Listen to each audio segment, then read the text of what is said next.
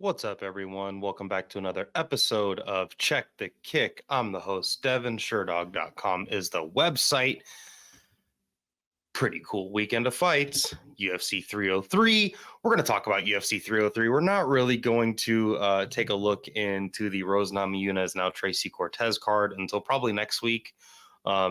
These next couple fight cards. We got a weekend off this week, so I hope you guys enjoy your time off. You guys or girls enjoy your time off.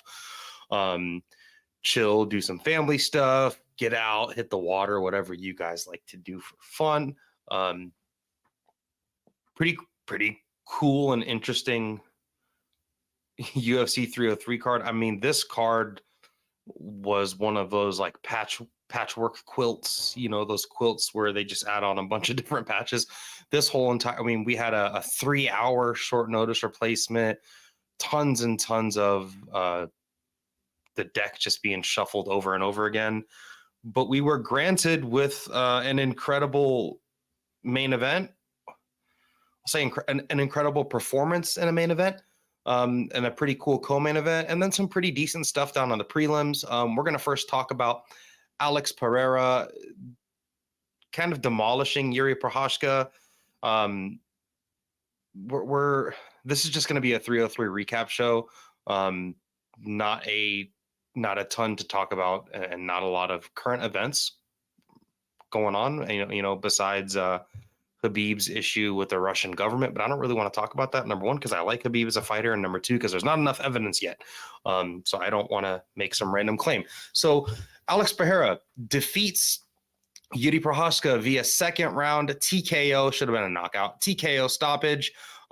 Head kick to ground and pound with, like, what was it, like 15 seconds into the second round.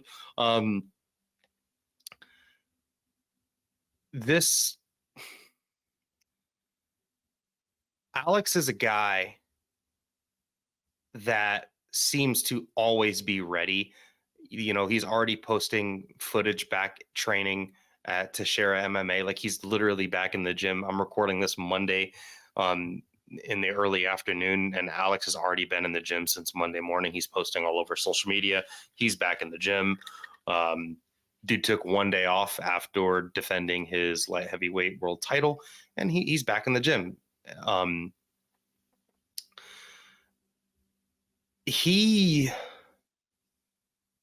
Alex seemed to be a lot more tricky in this fight than he was in their first meetup. I think he had a lot of issues with Yuri's weird feinting game, and how Jiri likes to go in and out, up and down, and then leap in with stuff. And I think he was a little bit too willing to be on the back foot their last go around. Obviously, he still won, via knockout. But there was a little bit of room, room for chatter, you could say, potentially with an early stoppage, whatever. There's no room for anything, and what's crazy is now Jiri is really going to believe in the magic. I say that kind of as a joke, but knowing Jiri, he's probably going to believe that Alex has some sort of magical power. And shit, maybe he does, because that left hook and that high kick, I mean, the way he was setting up.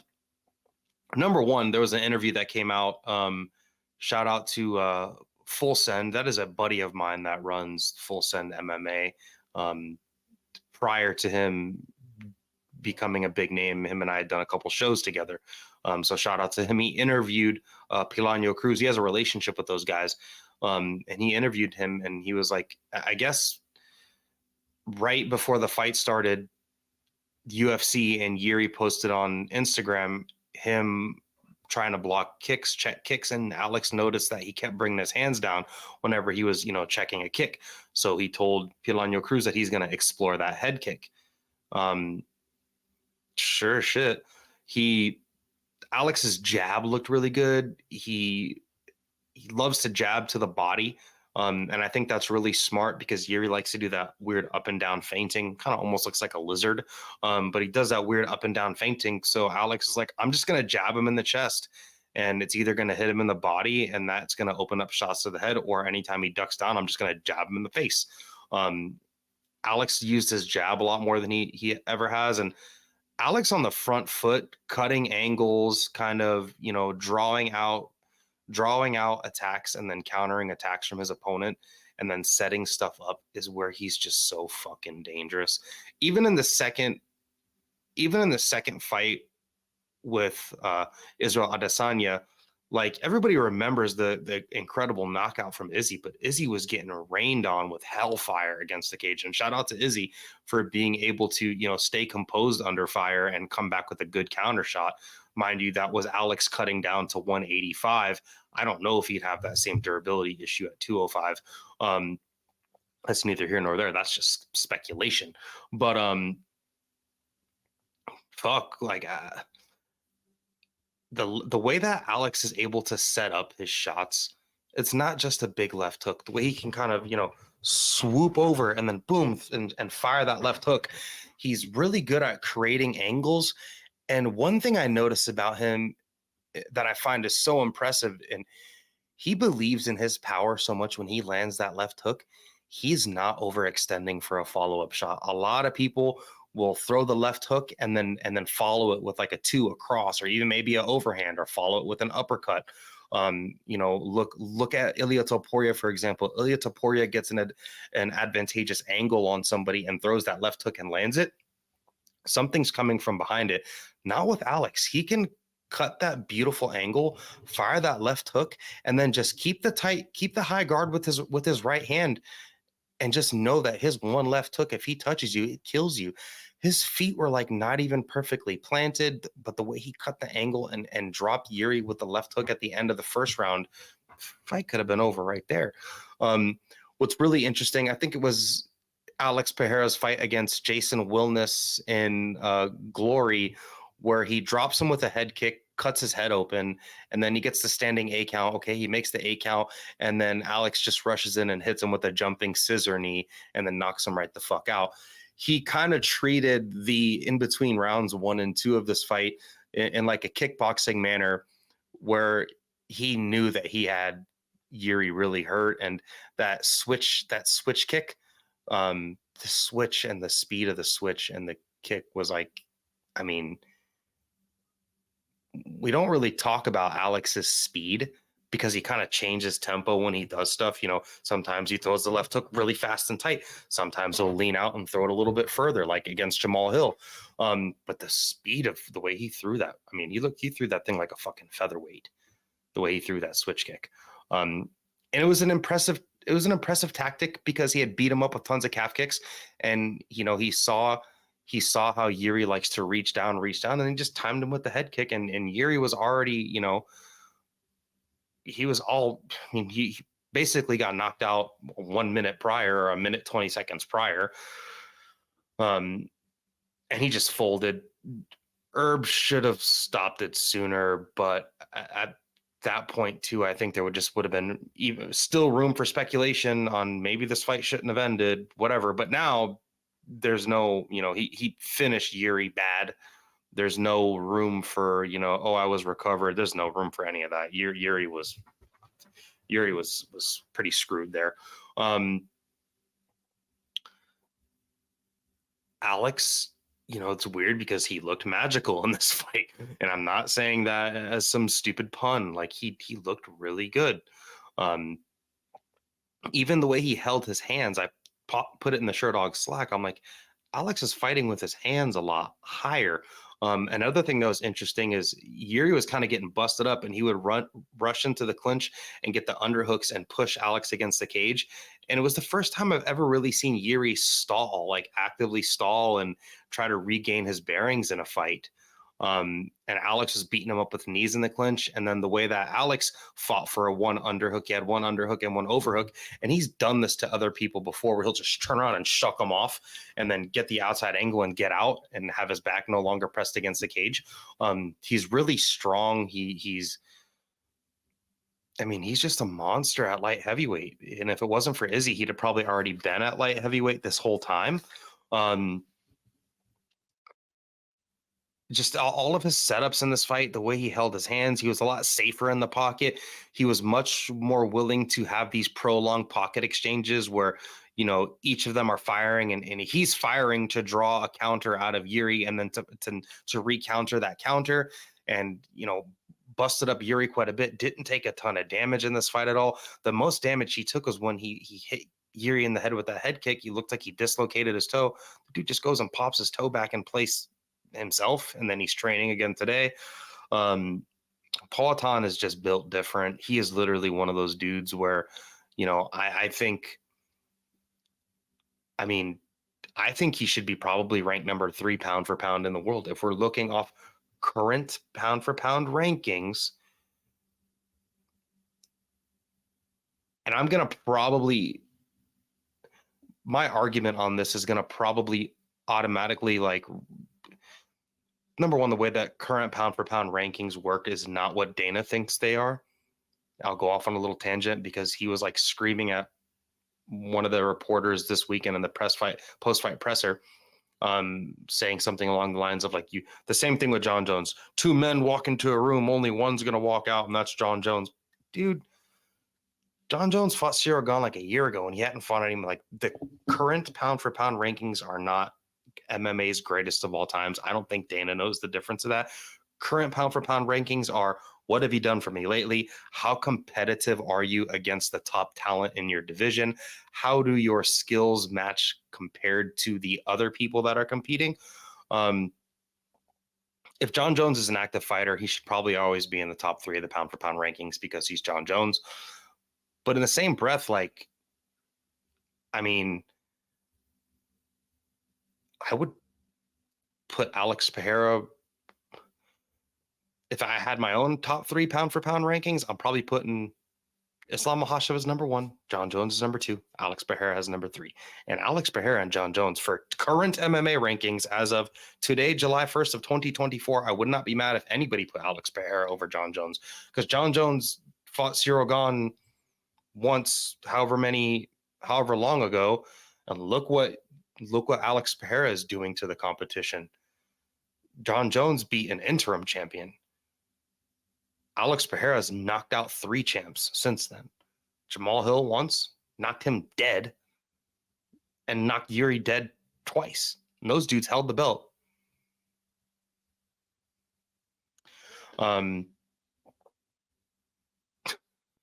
Alex Pereira, what's next for him? Whatever the fuck he wants. It's too bad the UFC is like doing this, fast-paced chess with their cards, because it'd be great to just like remove Blades and usher Pereira in to fight Aspinall, and then make it the main event of UFC 304. And I know there's talks of him being the main event at UFC 305 in Perth. But give Alex Pereira whatever he wants, man. And it could be Magomed Ankalaev. I don't know if Magomed Ankalaev can fight in the States due to his ties with Kadyrov. I don't know if the UFC wants to. I guess a reporter asked Dana after the post-fight presser. Why do I keep calling it the post-fight press conference? What about Magomed Ankalaev? And Dana's like, sure. Honestly, I wouldn't. If you look at who he's fought at 205, he has a very highly contested, close fight with Jan Blachowicz that they fought at Elevation, Salt Lake City Elevation, which is like almost Elevation to me. Whatever. But like a split decision win that could have gone for Jan Blachowicz. I think him fighting, and I know not a lot of people are saying this, maybe it's because I like Jan Blachowicz, but like I think him and Jan Blachowicz should be a fun fight. They're kicking games, they're checking games, they're powerful boxing. They both have good kicks. And Jan Blachowicz is the only dude that like hasn't just died fighting him at 205. Maybe Magomed Ankalaev, or maybe like I would love to see the UFC just do like Anderson Silva shit with him. Like maybe just have him fight, too bad him and Tai Tuivasa are boys. Maybe just have him fight like a random heavyweight that he can just spark dead as a co-main event when Conor McGregor decides to return. That would be so fucking cool. Or even like at the Sphere, like have him just fight the winner of Jairzinho Rosenstrike and was it Derek Lewis? Something like that. just someone he could spark dead. That would be really fun. A big heavyweight that we know is going to stand with him. Don't make him cut weight and just have him knock him the fuck out. That'd be so cool. Alex Pereira, sorry, is slowly like he's on. Everybody has their Mount Rushmore of MMA fighters, and like, you know, who's the best ever. And I could give you mine, you know, just off the top of my head, probably throw like Demetrius Johnson, Habib, John Jones, George St. Pierre. But like, number one, he's approaching that level already. Number two, he's already on the Mount Rushmore for just like being fucking cool. Like right now, who's on the fucking cool Mount Rushmore? We got like Max Holloway, we got like Dustin Poirier, we got like Alex Pereira. Like he's already in that elk of dudes that are like fucking awesome, do cool shit. Spark Fools dead, have only fun fights. Pilano Cruz just said that, you know, after he did an interview, I just listened to it before I hopped on here, where Dana gave him a $303,000 bonus. Like, and he told him, Dana made a joke to him saying, like, don't go ahead and buy another supercar. And I guess Alex was like, no, I want a Cybertruck now. So fuck. Alex is living. I love the image of him walking out of the octagon with each one of his sons kind of around. They're kind of holding him up because his foot was a little bit bummed. But, you know, Alex is just, you know, he's just so cool. And to watch his whole entire entry to the UFC, the Izzy thing, where like he's moved on past the Izzy thing, and Izzy's still like stuck. Izzy got beat up real bad last fight, and you know, Izzy's on his couch watching Alex Pereira do all these things, and it's just kind of a weird poetic justice thing in a way. But man, yeah, Alex Pereira, top of the cool Mount Rushmore for just doing cool shit. He doesn't have to be the greatest of all time. He's got a flawed game, but he's also got ice in his veins. Alex Pereira, dope fight. And Jiri, you know, I was talking about fighting Jan Blachowicz. I think Jan Blachowicz should probably fight like Jiri Prochazka or Jamal Hill, or Magomed Ankalaev, and they can battle it out for number one contender. And if Jiri gets another 2 or 3 good wins, he's right back in this position again. He's Jiri. Everyone loves him. Moving on to a 3-hour notice co-main event, we have Diego Lopes defeating Dan Ige by unanimous decision, 29-28 across the board. Dan Ige came in on 3 fucking hours notice, 3 hours, and showed up and he looked poor Diego Lopes really quickly. The dude first weighed in at 145, then like at 3 a.m, he was at 146. He made his cut. He was ready to weigh in. And then at like 3 a.m, he gets a call. Brian Ortega is not going to make 55. Well, not make 45. He wants it at 55. Diego Lopes, fuck it. Okay, I'll go weigh in at 55. Well, then the day of the fight, like 4 hours prior, 3 hours prior to the co-main event walk, Brian Ortega's sick. He's got a fever. Okay, so now what? They make some calls, blah, blah, blah. There's some rumblings on Twitter. Ariel's chirping. Tons of people are talking, blah, blah, blah. Well, now it looks like Dan Ige is stepping in on 3 hours notice to face Diego Lopes. They both took this fight on 3 hours notice. Diego Lopes came out and said he did not have to take this fight, that he was already promised his show money, which is probably pretty decent. And, you know, the UFC is like, you do not have to take this. We're going to cover you. You're going to get paid. Homie still showed up, fought his ass off, gassed out real bad in typical Diego. He fought a typical Diego Lopes fight, and Dan Ige fought a typical Dan Ige fight. You know, there was no tape study done. I hope that these guys, coaches, just called each other and were like, hey, no tape study. We're just going to fight. So, strange fight. It's really, really hard to even give X's and, I mean, it's not hard to give X's and O's, but it's hard to take anything away from this. My number one takeaway was like, Diego Lopes is going to get his head uppercutted off eventually, the way he just jumps into the pocket and swings hooks with his head on the center line. I watched him swing 2 hooks with his eyes closed this weekend. But you know, I'm not gonna hold him accountable for that. Like, the dude showed up and this fight was on 3 fucking hours notice. He had to weigh in 3 times. He was 161 and Dan Ige was 165. I'm not sure if Dan Ige hit the sauna to get to 165, but you know, he was throwing around a dude that didn't cut weight. So that's probably why he might have gassed a little bit. Both of them had a ton of success in the first and second round, like in the striking. Diego Lopes had the back, almost got the rear naked choke in the first round. Stuff like that's going to gas you out, especially against an opponent that you were not prepared to fight. Diego Lopes, when he gets a hand on you, he is such a hockey fighter. Like, that's his thing. He wants to grab you by the collar of your shirt and swing hockey punches, throw 2 overhands, and then throw an uppercut. Dan Ige is just such an OG. He's not going to like be flustered by some dude just coming out like a bat out of hell. Third round starts, Diego Lopes is done, and Dan Ige is just like walking him down, trying to time him for a bomb. If there was a 4th and 5th round of this fight, forget it. Ige would have probably stopped Lopes. But again, it's really hard for me to take anything away from this fight negatively, because they both just, I mean, this wasn't supposed to happen. Like, any other fighter would have said, F that, I'll take my money, whatever. But no, Diego Lopes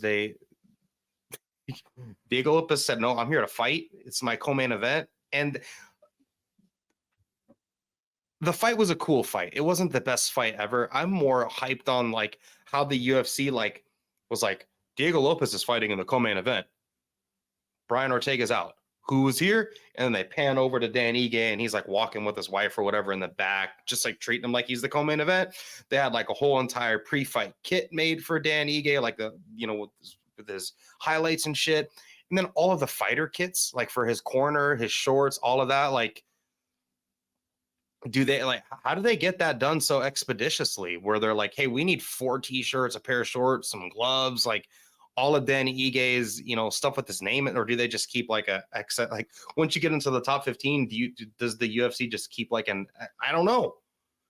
Like, good thing this was in Vegas, because Dan Ige was getting a massage. Homie was literally just getting massaged up, gets a call, hey dude, do you want to fight in 3 hours? Ige is like, yeah. Hope they paid him like $250,000. I really hope they gave him like $250,000. His manager is Ali. Oh my God, why can't I say his last name? Screw it. His manager is Ali. If you listen to the show, you know who Ali is. Manager of the Stars. So he's got a really, really good manager, probably like the best MMA manager and one of the best managers in combat sports. Ali Abdelaziz. Great manager, so he probably got him a lot of money. And I'm hoping that Diego Lopes got a fatter check. I'm hoping that he got taken care of as well. Because this is just like a cool thing to do. Both of them are super respectful. I love the picture that they took in the octagon together after the fight. It was, Diego's whole team to the left, and then Dan standing next to him with his whole team to the right. Sean Strickland was in his corner. What is Sean Strickland with, cleaning guns or some shit on Saturday, watching the fights, cleaning his AR, and gets fixing his motorcycle, and hey, do you want to corner me? Sean's like, F it. It's like Eric Nixick's like, yeah, let's go. It just the whole story is incredible, and it's kind of too bad that Dan didn't win, because it would have been icing on the cake. They interviewed the head of the Nevada State Athletic Commissions. Dan Ige had, when he just knocked out Feely, I guess his medical paperwork was still good. So who knows like how much backdoor shit the UFC had to do to really get through this. The rankings were like 13 and 14. So the fight did make sense. Like, this is a fight that could have just been made and probably should have just been made. Let's call good old reliable Dan Ige, who's a workhorse, a badass fighter, and is fucking reliable. Let's not call Brian Ortega. Even Dana said like Brian Ortega was acting really weird this fight week, where he just kind of seemed like out of it and stuff. So yeah, I'm not. And as for Ige and for Diego Lopes, like, I think that they should both be rewarded with fights after this, even though Dan Ige lost. Like, this isn't a loss for me. This is almost better than like a bad decision win. Like, this is a loss in this manner, especially the way he won the third round, 3 hours notice, showed up for the UFC. Like, this should get him a lot of brownie points. Like, this should definitely put him on a pedestal. I think for Diego Lopes, same thing. This should get them both advanced fights in the rankings at 145. And this should get them both fights on the next pay-per-view. not the next one, but whatever one they're ready to perform on. I know Dan Ige was booked with Chepe Mariscal. Maybe they'll like move that to the Sphere. And maybe they'll throw Diego Lopes on the Sphere because they both seem to show interest. Every fighter showing interest in the Sphere. They all want to fight there. But like Dan Ige should not be delegated to like the Apex after this.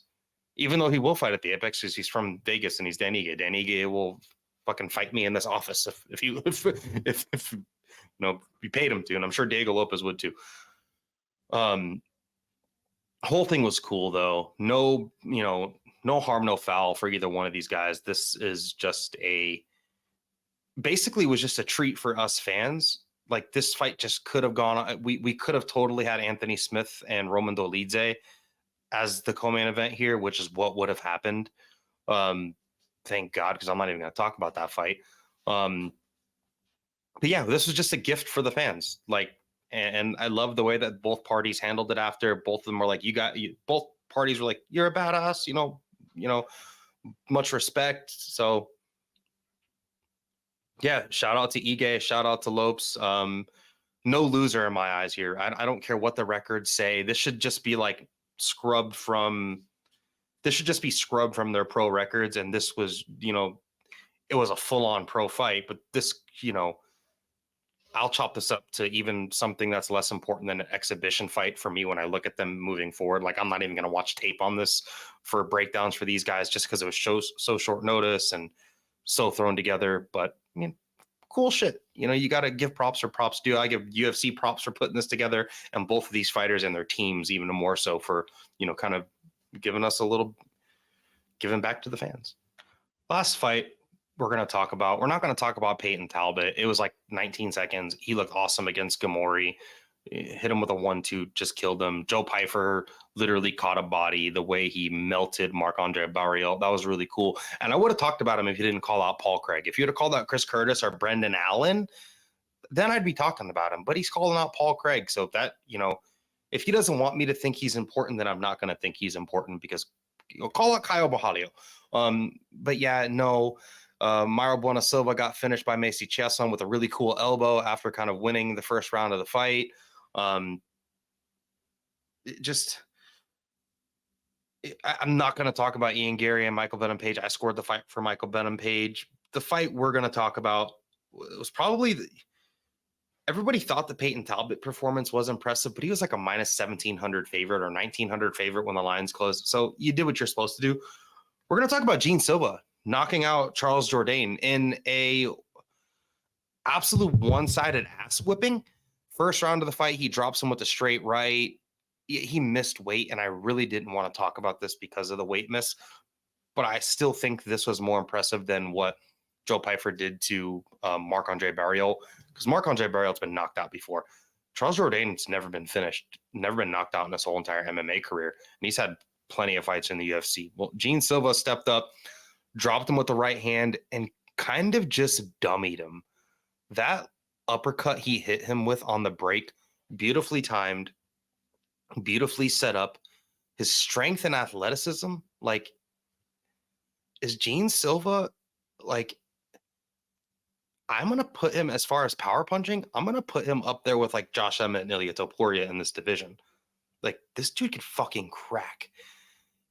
The way he just walked down Jourdain would be like the way I would fight a kid in middle school. Zero, just didn't care about anything that was coming back at him. Good scrambling, good takedown defense, good reversals. The way he turned Jourdain into a wrestler, you know, I was thinking, okay, well, if Jourdain does get buzzed up a little bit in this fight, he can rely on his wrestling. He's got good wrestling, nothing doing.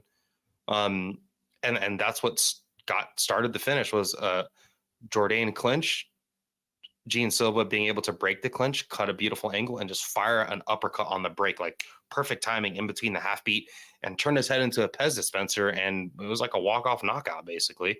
Gene Silva looks really, really good. No one's done that to Charles Jourdain. He had Charles Jourdain like on the back foot. Charles Jourdain is never a dude to cower from somebody. He had, if you guys have ever seen the Charles Jourdain versus Andre Ewell fight, where at the end of the fight, Jourdain is screaming at him, throwing Spartan kicks at him, and just walking forward. He had Andre Ewell like cowering. That's the way Jourdain looked in this fight. He was cowering, he was shook up, he was scared. He just never felt power like that before. Big difference between him and Sean Woodson, when you kind of match up power for power. Moving forward for Gene Silva, like I put into the Sherdog Slack, like just give this dude a fight with Josh Emmett. Fuck it, and let's see what happens. I think I might have been getting a little bit too ahead of myself. But I would love to see it. I would love to see him just kind of start moving in towards the rankings, getting a ranked fight, because I know Jourdain is just outside the top 15. But I would love to see Gene Silva fight someone like Edson Barbosa, or, give him Calvin Kattar. Calvin Kattar's on a bad losing streak, or give him, I think Giga's matched up. Lerone Murphy looked really good last time out. But give him someone, from ranked, let's say like 10 to 20, and let's give him a step up. I think the Edson Barbosa fight would be great. And if Dan Ige would not have stepped in on short, Dan Ige is not fighting backward in the rankings, in my opinion. I think Dan Ige should be moving up, fighting like a Bryce Mitchell or something. But Edson Barbosa and Gene Silva, or even Calvin Kattar. I know Calvin Kattar is ranked number 9. I don't think he should be. These are the UFC rankings. But like Gene Silva versus anyone from like 10 to 15, I think would be great if you remove Diego Lopes and Dan Ige. Giga Chikadze, something like that. Great performance. Pretty good card. UFC 303, even though it was the patchwork event. Michelle Waterson retired. She was turning into the women's Tony Ferguson. So like, I'm kind of glad. I mean, the fight with Jillian Robertson, she just got bludgeoned. I'm happy to see Andrei Arlovsky never fight in the UFC again. Love him, but he went from a pit bull to a poodle in his career. Martin Budai, that was a bad fight. I mean, when the commentary is like, this is a bad fight. Ray Cerrulla and Carlos Hernandez, that was really cool. Amazing scrambles. Vinicius Oliveira, he almost got his kick checked. We got his kick checked. Was almost lost his leg. Cub Swanson and Andre Feely had a pretty decent fight. They won fight of the night. We already talked about Pfeiffer. We already talked about Joe Pfeiffer, and all around good card. The cancellations on this card were pretty crazy, but we made it through, guys. That's the episode. Check the kick. I'm the host, Devin, Sherdog.com, and I normally say enjoy the fights, but enjoy the day off this weekend.